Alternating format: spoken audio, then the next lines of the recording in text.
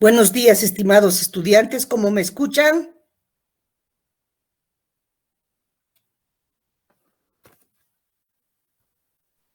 Buenos días, doctora, ¿se escucha bien? Bien, están todos observando la presentación.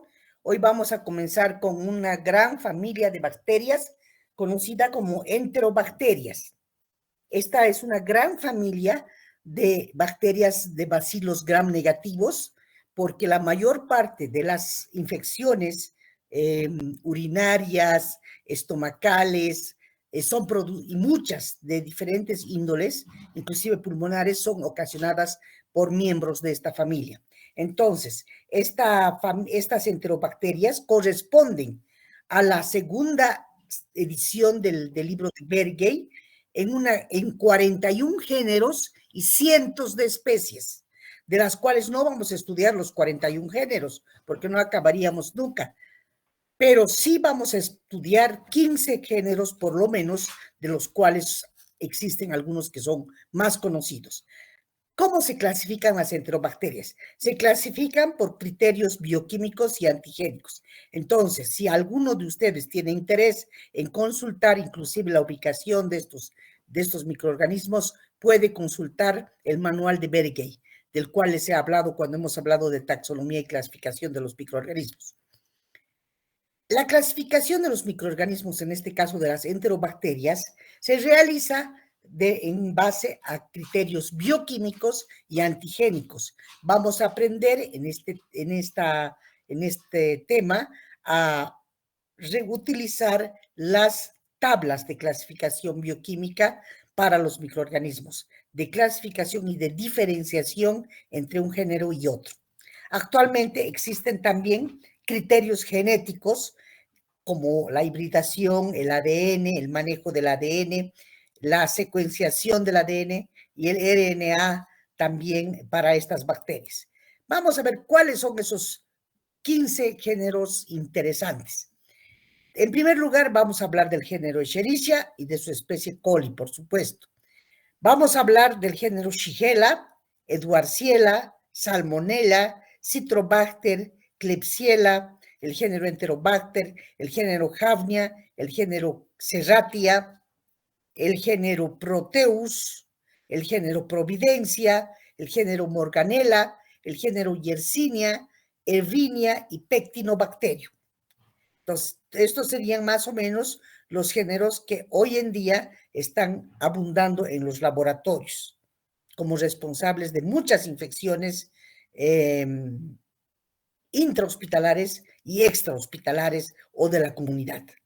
Vamos a hablar entonces de cómo se clasifican y cuál es la forma que tienen estos microorganismos. Hemos dicho que todos son bacilos gram negativos, no formadores de esporas. A diferencia de la familia de los Clostridium que hemos estudiado en la anterior clase, estos bacilos son gram negativos y no forman esporas, o sea, no esporoformadores. También se caracterizan porque son oxidasa negativo, también porque son capaces de fermentar a los carbohidratos, como la glucosa, y pueden o no pueden producir gas en este proceso. Existen microorganismos que son aerogénicos, o sea, que viven en presencia de oxígeno, y existen otros que viven en ausencia de oxígeno, que son anaerogénicos también. Son capaces las enterobacterias de reducir los nitratos a nitritos. Esa es una de sus características importantes. En cuanto a su forma, a su morfología, es esta vista al microscopio óptico. Observen todos. Aquí son bacilos gram negativos. Las enterobacterias también, al ser anaerobios facultativos, muchos de ellos, algunos también son móviles, presentan flagelos perítricos alrededor de sus cuerpos. Muchos son habitantes normales del tracto intestinal del hombre y también de otros animales. Pero entonces, por eso es que existen patógenos que pueden ser, que están a nivel del estómago y hacen daño y son patógenos entéricos, como Shigella y Salmonella. Otros que pueden ser, que están haciendo daño a nivel del sistema urinario, como por ejemplo Escherichia coli, otros a nivel respiratorio como Klebsiella y muchos otros, inclusive relacionados con enfermedades como el reumatismo o la enfermedad reumática de las personas. Bien. También estos microorganismos pueden ocasionar casos de septicemia, infecciones en la sangre, que por lo general se presentan como intrahospitalares. Es el caso de Proteus, es el caso de Enterobacter y de muchos de ellos, de Klebsiella, etcétera, etcétera. También pueden ocasionar casos de neumonía, casos de meningitis y sobre todo infecciones del tracto urinario son causadas por Citrobacter, Enterobacter, Escherichia, Hafnia, Morganella, Providencia y Serratia. Tantos géneros, 2, 3, 4, 5, 6, 7 son causantes de infecciones del tracto urinario.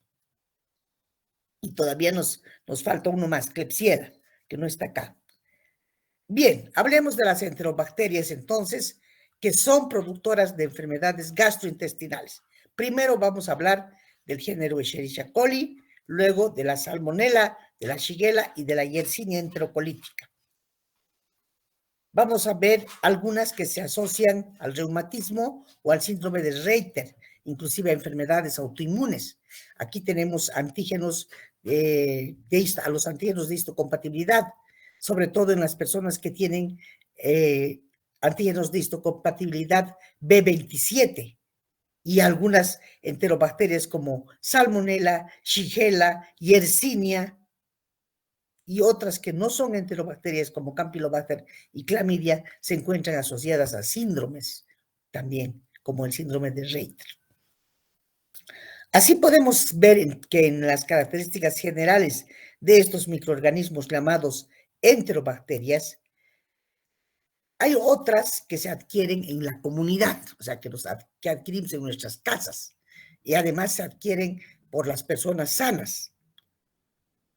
Y pueden ser Klebsiella pneumoniae, como causante de enfermedad respiratoria. Esta es una bacteria que tiene una cápsula muy importante, muy grande. También las infecciones urinarias por mala higiene fecal, por contaminación fecal. Y ahí tenemos a Escherichia coli, tenemos a Proteus, tenemos Proteus es una bacteria que produce ureasa, es capaz de degradar la urea y además de producir una orina alcalina. Por eso es que produce también infección urinaria. Ahora, existen algunas otras enterobacterias y todas las enterobacterias podemos totalizar que crecen muy bien en diferentes medios de cultivo, tantos medios de cultivo selectivos como diferenciales. La mayor parte de estos medios selectivos tienen sales biliares que ayudan a crecer a estos microorganismos y colorantes que inhiben el crecimiento de gram positivos y que además pueden suprimir el crecimiento de especies que son no patógenos de la familia Enterobacteriaceae. Muchos también de estos medios de cultivo son diferenciales. ¿Qué quiere decir? Que están hechos en base a la fermentación de la lactosa o de la producción del hidrógeno sulfurado. Eso ya lo vamos a ir viendo. Casi la mayor parte de los géneros tienen lactosa, como por ejemplo el XLD, que quiere decir silosa, lactosa y dextrosa. O también tenemos otros como por ejemplo el agar McConkey, que también tiene en su composición lactosa. Y muchos otros medios de cultivo que podría nombrarles. Vamos a hablar entonces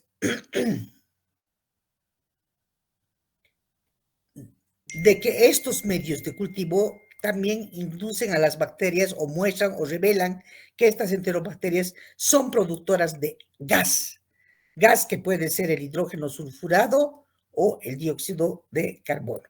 Vamos a ver aquí enseguida cómo estas enterobacterias también crecen en agares nutritivos, como por ejemplo en el agar sangre, donde todas producen colonias similares relativamente grandes, grises, que pueden o no ser hemolíticas. Por eso es que no es tan utilizado el agar sangre como un medio diferencial. No es diferencial, es un medio de enriquecimiento. Por eso preferimos utilizar otro tipo de agares para identificar a estos potenciales patógenos. Y ahí tenemos que los 3 medios más útiles para identificar a los patógenos principalmente son el agar triple azúcar hierro, conocido como TSI, el agar LIA, conocido como lisina indol agar o lisina hierro agar. Y también tenemos el agar urea o el agar fenilalanina. La estructura de los antígenos de estas enterobacterias es utilizada también para diferenciar a los microorganismos, ya sea o clasificarlos dentro de un género o dentro de una especie. Y 3 son los más importantes. Aquí vamos a ver algunas colonias, por ejemplo, que crecen en el agar de McConkey.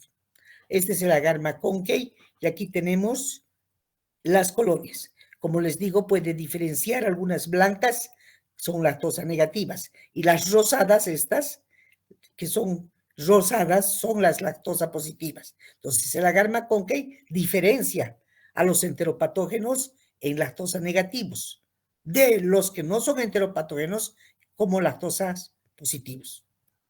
Vamos a hablar entonces después de hacer una primera siembra en el agar de McConkey, hay que pasar a repicar a las reacciones en otros medios selectivos y diferenciales, como son el agar TSI, que es el agar triple azúcar y hierro. ¿Por qué? Porque está formado por glucosa, este es el agar originalmente, de color rojo, tiene glucosa en la base, sacarosa al centro y lactosa en el ápice. Se llama ápice o pico de flauta, a la manera en que está solidificado este agar. Y entonces se producen diferentes colores, miren, diferentes cambios de color, del rojo inicial, cuando después ya se siembran los microorganismos y se manifiestan de estas maneras, muchos de ellos con la producción de gas. Inclusive los medios se llegan a suspender, dando lugar a la producción de gas. En el caso de Escherichia coli, Escherichia coli, por ejemplo, fermenta la glucosa, fermenta la sacarosa y fermenta la lactosa. Por eso es que de rojo vira a amarillo total. Salmonella, por ejemplo, fermenta la glucosa, fermenta la sacarosa, pero no la lactosa. Además, Salmonella typhi, produce hidrógeno sulfurado. Por eso es que se ennegrece todo el medio. Miren aquí. O sea, su metabolismo de fermentación de la glucosa y de la sacarosa es con producción de hidrógeno sulfurado. Sin embargo, son lactosa negativos. La lactosa permanece invariable. Así podemos ver otros. Shigella, por ejemplo. Shigella fermenta la glucosa y la sacarosa, pero no la lactosa. Pseudomonas aeruginosa no fermenta ninguno. No es una enterobacteria, es un bacilo gram negativo no fermentador. Este no es una enterobacteria. Proteus mirabilis fermenta glucosa, sacarosa y lactosa también, y además es productor de hidrógeno sulfurado. Otro microorganismo acá que les estoy mostrando. Entonces, esos son medios que sirven para diferenciar en uno y otro género. También tenemos otro, el agar Kligler, que en lugar de tener 3 azúcares, tiene 2 azúcares, tan solamente glucosa y lactosa. Y estos son sus posibles resultados. También tenemos otros agares importantes, como el agar LIA, lisina, hierro, agar. También sirve para diferenciar. Hay otros medios de cultivo que se pueden trabajar en algunos medios como el SIM.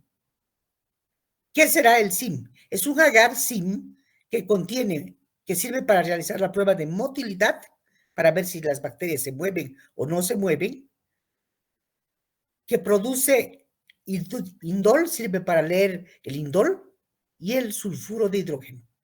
Se llama SIM.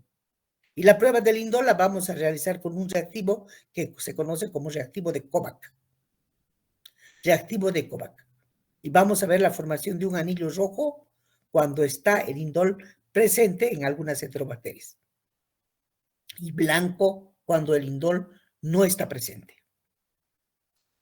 También vamos a utilizar medios de cultivo como la urea para realizar la prueba de la ureasa. Originalmente este medio de cultivo que contiene urea es de color blanco amarillento, pero cuando la bacteria, utiliza la urea por la enzima ureasa, porque la bacteria tiene ureasa, se produce este color fucsia. ¿Qué quiere decir? Que la urea, que es un producto de desecho del organismo, esta bacteria es capaz de desdoblarla en dióxido de carbono y agua, ¿no es cierto? Bien.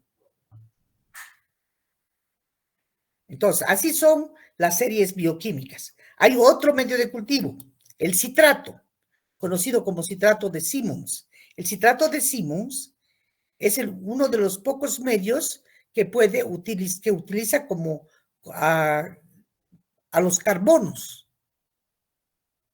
Y vemos cómo las bacterias, cómo los microorganismos son capaces de producir citrato por su enzima citratasa a partir de un medio carbonado. Utilizan como única fuente el carbono. Y el medio que originalmente es verde puede transformarse de color azul, como en este caso, cuando el citrato es positivo. También tenemos otras pruebas de motilidad, de indol y de descarboxilación de otro aminoácido, como es la ornitina. Se utilizan mucho la ornitina y la lisina, ¿no? Bien. ¿Qué más vamos a hablar de las enterobacterias? Las enterobacterias generalmente tienen una estructura antigénica característica. Presentan antígenos somáticos. ¿Qué son somáticos? En su cuerpo, propio de la bacteria. Generalmente, y se llaman antígenos somáticos de tipo O. Se encuentran presentes en la parte polisacarídica termoestable del lipopolisacárido. Y generalmente son los responsables de la variación de colonias, muchas veces de lisas a rugosas, y se acompañan con una pérdida progresiva, como por ejemplo cuando se pierden, cuando las colonias que son lisas en un cultivo joven se transforman en rugosas en un cultivo envejecido, pierden el antígeno O somático y ya no quieren revelarlo al antígeno. Pero de lo contrario, siempre las enterobacterias tienen un antígeno somático O. Ahora, a las bacterias que tienen flagelos, las enterobacterias que tienen flagelos, presentan antígenos flagelares de tipo H, como Salmonella, por ejemplo. Y estos antígenos flagelares son termolábiles, que pueden variar de acuerdo a la temperatura. También hay bacterias, enterobacterias, que son capsuladas, que tienen cápsula y entonces presentan antígenos capsulares que recubren a la O y pueden bloquear la aglutinación con antisueros O específicos. Estos antígenos de la cápsula de bacterias que son más virulentas se pueden perder o romper por ebullición durante 15 minutos. Se pueden destruir a los capsulares y se pueden desenmascarar a los antígenos O. El antígeno K, entonces el capsular, que es el K capsular, es llamado para ciertas especies o géneros llamado SBI. ¿Por qué? Porque tiene gran capacidad de virulencia, porque ya sabemos que la cápsula es un órgano de virulencia, ¿no es cierto? Que hemos dicho que los microorganismos que tienen cápsulas son más virulentos que los que no tienen cápsula. Por eso se llama bi, porque son las dos letras iniciales de la palabra virulencia. Para que recuerden, entonces, ¿por qué los antígenos K son llamados bi de virulencia, en especial para la identificación del género Salmonella.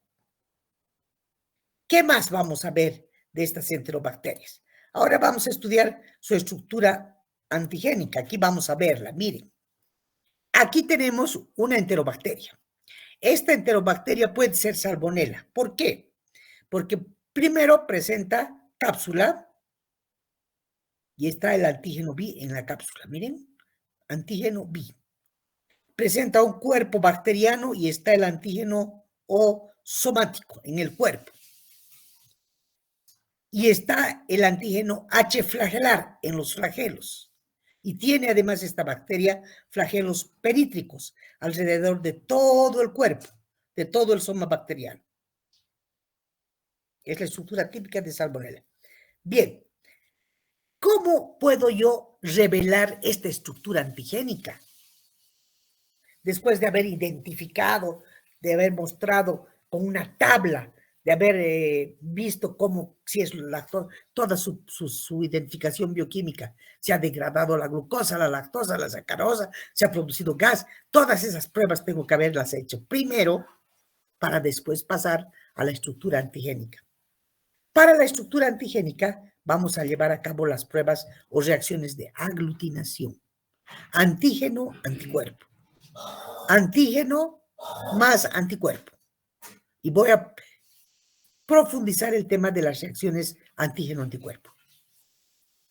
Como en este caso, miren, de todas estas pruebas que estamos viendo en esta placa que tiene demarcados unos círculos rojos, la única que es positiva, que aglutina, es la letra A, que han formado grumos. La letra B, C, D, E, F, G, ninguna tiene aglutinación, únicamente la letra A. Entonces, ¿dónde se ha producido la unión del antígeno con el anticuerpo? En la letra A, en este caso. Simplemente son estos tipos de reacciones de aglutinación, que vamos a utilizar para saber qué antígenos posee la bacteria y cómo está reaccionando. En cada caso hay antígenos para Salmonella, para Shigella, que van a estar en nuestros organismos, y anticuerpos monoclonales existen para todos. Se pueden comprar estos kits de diferenciación antigénica del comercio con anticuerpos monoclonales. Las casas comerciales hoy en día trabajan en ello todo el tiempo. Claro que son kits caros. Y obviamente los laboratorios de microbiología que son completos tienen pruebas de serología, de aglutinación y de identificación para estos antígenos de las enterobacterias. Bien, vamos a hablar entonces en primer lugar de la Escherichia coli. Vamos a comenzar estudiando una por una a estas bacterias. El género Escherichia coli, vamos a ver qué hora se caracteriza porque la Escherichia coli se encuentra a nivel del tracto gastrointestinal. Es un habitante normal del tracto gastrointestinal. Además, ¿qué podemos decir? Muchas de estas cepas de la Escherichia coli causan diversas formas de gastroenteritis. Además, es tan importante esta bacteria que es una causante también de infección principal, de infección urinaria. Puede ser causante de meningitis neonatal, puede ser causante de septicemia. Y muchas cepas de estas pueden presentar cápsula. Su clasificación es bioquímica. La mayor parte de estas Escherichia coli son móviles y pueden producir entonces infecciones urinarias ascendentes. Miren, desde la uretra puede ingresar Escherichia coli y puede subir hasta los riñones. Y en los riñones puede causar peritonitis, puede contaminar el canal hematógeno por vía hematógena, la sangre, puede causar septicemia y obviamente produce la infección urinaria. La bacteria Escherichia coli se caracteriza porque puede ser hemolítica en agar sangre. ¿Qué quiere decir eso? Que cuando crece in vitro va a ser capaz de destruir a los hematíes, especialmente cuando son cepas patógenas. Ahora, hay pruebas claves para una cepa normal de Escherichia coli. Hay que utilizar el agar triple azúcar hierro, donde es transformado este agar que es rojo a amarillo. ¿Por qué? Por la producción de ácido con gas. También puede utilizar el agar lía, lisina, hierro agar. Puede utilizar la urea, puede utilizar el indol, puede utilizar el citrato, la movilidad. Ahora, hay algunos biotipos que son anaerobios y lactosa negativos e inmóviles, porque hay muchas variedades o cero variedades de este microorganismo que se conoce como Escherichia coli. Esta es la Escherichia coli, vista en un cultivo. Acá sus pruebas, cómo utiliza el triple azúcar hierro. Inicialmente es así, cuando está presente la Escherichia coli, todo el medio se acidifica. Vira el indicador, que es el rojo de metilo, al ácido. Y tenemos ácido como factor. También podemos ver que la Escherichia coli tiene factores de virulencia producidos por toxinas, por la producción de enterotoxinas y por muchas cepas enterotoxigénicas de Escherichia coli. Es capaz de causar movimiento de aguas y de iones de los tejidos hacia el intestino y producir diarrea acuosa. ¿Por qué? Porque principalmente Escherichia coli enterotoxigénica, esta ya es una de las clases de Escherichia coli, la ETEC, enterotoxigénica. Hay varios tipos de Escherichia coli, como 5 o 6, los vamos a estudiar. Escherichia coli enterotoxigénica se lee de atrás adelante, Escherichia coli enterotoxigénica, ETEC. Es la que tiene la enterotoxina LT termolábil y ST termoestable. Generalmente este TEC la contraen mucho los viajeros, los gringos que vienen de afuera, como diríamos. Comen alguna una comidita acá en cualquier restaurante, a veces en un sitio como las islas, y simplemente les dan diarreas terribles, ¿no es cierto? Parecidas al cólera, un poco más leves quizás, porque justamente agarran o contraen la ETEC, que es la Escherichia coli enterotoxigénica. ¿Por qué? ¿Qué tiene la LT, su toxina termolábil? Se une a los gangliósidos GM1 sobre las células epiteliales del intestino delgado, donde se estimula la adenilato ciclasa para aumentar la producción de AMP cíclico. El AMP cíclico que se aumenta altera la actividad de todos los transportadores de sodio y de cloro y produce un desbalance. Por eso es que se produce la diarrea y resulta el transporte del líquido hacia el intestino. Y ahí tenemos la producción de diarrea por la toxina termolábil LT, que tiene esta Escherichia coli. Y la toxina ST, que es la termoestable, es la que se va a unir a receptores que estimulan la producción de AMP cíclico o GMP cíclico con los mismos resultados que la LT. Ambas enterotoxinas están compuestas por 5 subunidades beta para unirse y una subunidad alfa, que son las que tienen actividades tóxicas y enzimáticas y son productoras de diarrea.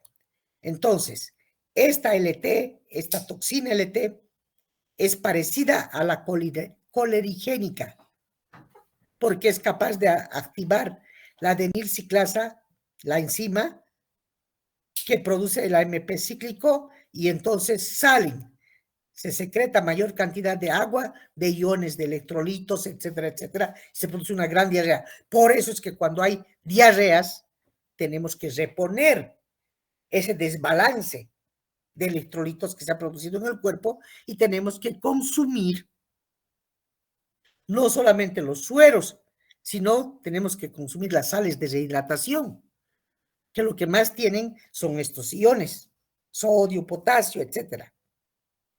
Bien, la ST, que es la que va a activar a la guanilato ciclasa, La otra, la LT, a la adenilciclasa. La ST, que es o la otra toxina, la termoestable, va a activar a la guanilato ciclasa y va a trabajar con el AMG guanilato MP cíclico. Y va también a hacer que disminuyan captando los iones y la gran producción de agua. Esa otra enterotoxina termoestable. Entonces aquí vemos cómo trabajan la LT, la toxina LT versus la toxina ST, la guanilato ciclasa y la adenilato ciclasa. Bien. Existe una segunda serovariedad de las Escherichia coli. Se conoce como Escherichia coli enteroinvasiva. Aquí está EIEC, Escherichia coli enteroinvasiva. Y esta es productora de disentería. ¿Qué es la disentería? La disentería es un proceso diarreico muy parecido a la shigelosis, al agente causal de Shigella.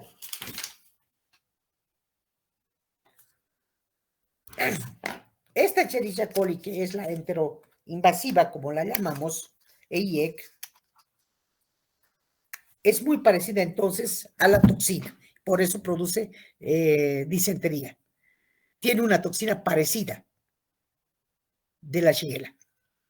Y esta vive en el lumen intestinal, quiere decir en la luz de los intestinos. Puede vivir Escherichia coli. Tenemos otras variedades, como la EPEC, Escherichia coli enteropatogénica. Y esta Escherichia coli enteropatogénica es muy parecida también a Shigella, genéticamente muy similares. Su patología también es muy parecida. La EPEC también puede estar en el lumen intestinal o salir del lumen intestinal y producir la destrucción de los microvellos de la superficie de los intestinos. Por supuesto, va a producir gran cantidad de fiebre, de diarrea, de vómitos y de náuseas, pero las heces van a ser sin sangre. En cambio, la EIEC, la enterohemorrágica, puede producir disentería, esta que hemos visto hace rato. Puede producir una disentería. Esa sí produce sangre, diarreas con sangre. La EPEC no. Ya hemos visto 3 serovariedades. Ahí está. Aquí están las células del estómago. Acá está la bacteria cuando ingresa a la célula. Miren cómo está ingresando al interior de la célula. Tiene sus receptores de membrana, de superficie y obviamente penetra. Y cuando penetra, a veces destruye los pilis, estos pilis que tiene la célula intestinal. Y obviamente al interior es que produce enzimas como la tirosina quinasa, activan los electrolitos del calcio y obviamente luego esto se produce todo el metabolismo de estas Escherichia coli con productoras de EST y LT para que se produzca la diarrea. Ahora, una de las peores especies y de las más severas de Escherichia coli es la conocida con el nombre de EHEC, o se simboliza como EHEC. Y aquí tenemos una especie nominada por sus antígenos o somáticas como la O157H7. La O157H7 es una de las responsables hoy en día y buscadas de todos los procesos de contaminación alimenticia. Esta especie de Escherichia coli, la O157H7, es llamada Escherichia coli enterohemorrágica, ha sido objeto de grandes juicios a las compañías alimenticias, como por ejemplo a la cadena de hamburguesas, estas famosas. Han pagado millones, miles de millones de dólares alguna vez que han registrado alguna infección y han corroborado laboratorios como por ejemplo, ¿cómo es que se llaman las hamburguesas? Tan famosas estas que tenemos en el Prado, ¿qué se llaman? Las Burger. Burger Kings, las otras también, que teníamos a un principio, ya no las tenemos. Estas casas comerciales de hamburguesas han pagado millones de dólares alguna vez que han encontrado en sus productos alimenticios Escherichia coli enterohemorrágica. Justamente esta cepa, la O157H7, es buscada en todo el mundo por los daños que produce. Esta es una microfotografía electrónica de transmisión, o sea, con microscopio electrónico de la Escherichia coli. Observen cómo es este Escherichia. Tiene gran cantidad de flagelos perítricos. Miren, ahí están sus flagelos. Miren qué linda se ve. Bien, no es linda, ¿no? Porque es patógena.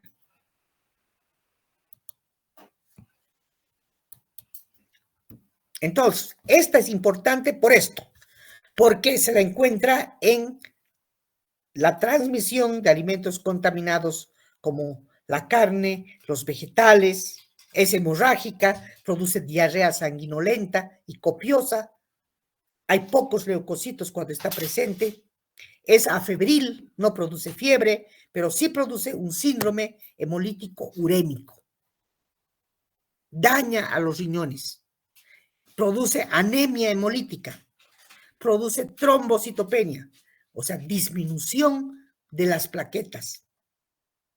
La persona se puede desangrar, existe recuento bajo de plaquetas y finalmente la persona puede llegar a morir por falla renal.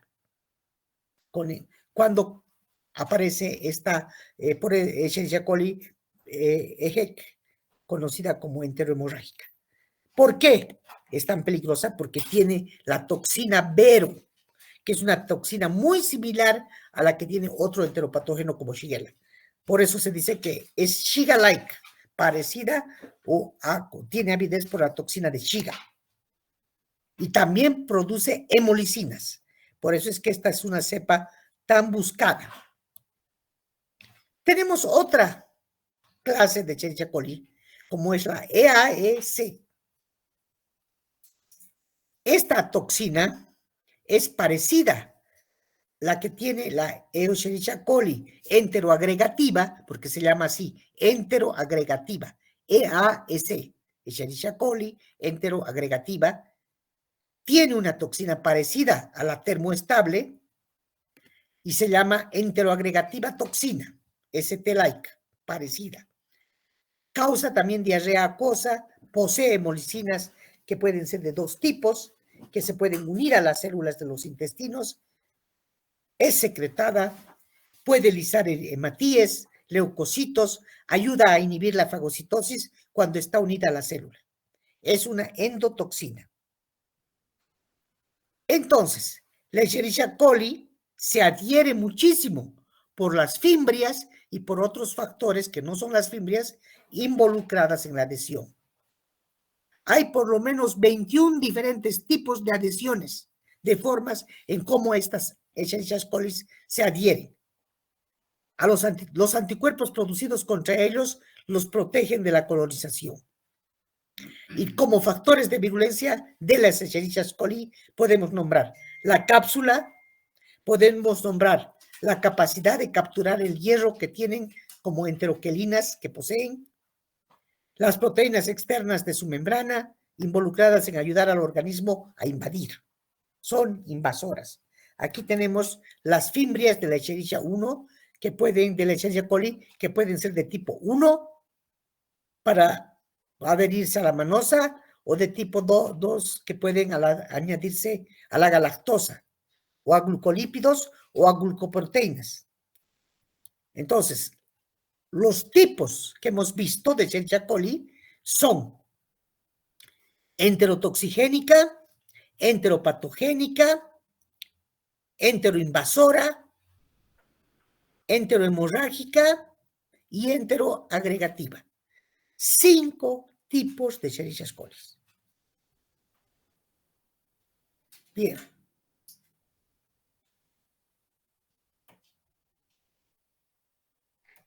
Doctora, se va en el informe de resultados, se tiene que colocar también qué especie son. No, no se puede colocar en el informe de resultados, a menos que usted haya llegado en la identificación final a la clasificación de los antígenos, tanto de lo somático como del K capsular y el de virulencia. Si no tiene anticuerpos monoclonales para esto, no puede. Solamente tiene que decir, hubo crecimiento de Escherichia coli. Por sus características bioquímicas, podría llegar a algo, pero si no ha hecho serología, no se puede decir si es una EHEC, si es una enteroagregativa, si es una enterohemorrágica, no se puede. Solo si tiene antisueros, que son láser para realizar la serología, las pruebas inmunológicas. Solo si ha llegado hasta ahí, y eso solamente se llega en los laboratorios de referencia. Bien. Así es como se informarán, entonces, ¿no? Bien, vamos a ver entonces que algunas de estas tienen filamentos pilosos, o sea, cómo producen estos pilis tienen mucha importancia en esta bacteria, porque destruyen la EPEC, por ejemplo, la Escherichia coli enteropatogénica, destruye las fimbrias, los pilis. Y al destruir los pilis, las fimbrias, destruye la flora que está presente en estos pilis. Y así puede penetrar cualquier enfermedad, ¿no es cierto? Miren cómo cuando están presentes, destruyen estos pilis. Bien. Ahí está un resumen, les paso, de las cepas de Escherichia coli que causan gastroenteritis. Ahí están todas las cepas. La enteroagregativa, la ETEC, la EPEC, la EAGEC, la IEC y la EGEC, la enterohemorrágica, finalmente. ¿Qué cosas tienen como virulencia? Todo bien clasificado para que ustedes lean y estudien. ¿Cómo se trata una enfermedad gastrointestinal producida por Escherichia coli? Reemplazando los líquidos. Se trata también con antibióticos. Generalmente, rehidratación. Es lo que nos dan, ¿no? Cuando estamos con diarrea, hay que tomar jarras de rehidratación o, obviamente, colocarse sueros. Si las personas ya son mayores, ya no va a bastar que tome sales de rehidratación, sino que habrá que colocarle sueros. Algunas enfermedades gastrointestinales también van a precisar antibióticos. Generalmente no son usados usualmente, a menos que sea una infección ya sistémica, que haya pasado a otros, que ya esté en sangre, como por ejemplo el síndrome urémico hemolítico, donde ya estemos viendo que hasta los riñones se están dañando. Bien, hasta aquí vamos a quedar el día de hoy para poder transportarnos a las clases prácticas. Entonces, vamos a tomar un screenshot de los 30